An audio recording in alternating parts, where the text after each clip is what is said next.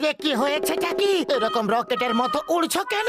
এক তো ওদের জন্য খাবার খোঁজো, তার উপরে ওরা আবার আমাকে কামড়াচ্ছে। মনে হচ্ছে ওদের খিদে পেয়েছে। একটা সিঙ্গারা নিজের জন্য বাঁচিয়ে রেখেছিলাম, সেটাই ওদের দিয়ে দিচ্ছি।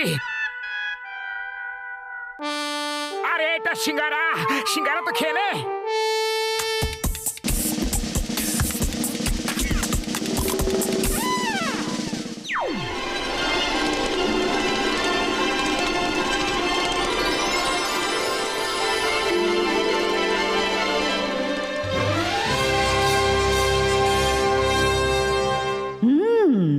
তাহলে তোমরা বলছো যে মোটু পাতলু জিঙ্গুরার হাত থেকে আমাদের বাঁচাতে পারে? হ্যাঁ মহারানী ঠিক বলেছেন, ওদের দুজনের মন খুব ভালো আর ওরা সবাইকে সাহায্য করে। কিন্তু আমাদের এই ছোট্ট জায়গায় একটা মানুষ কিভাবে আসতে পারে?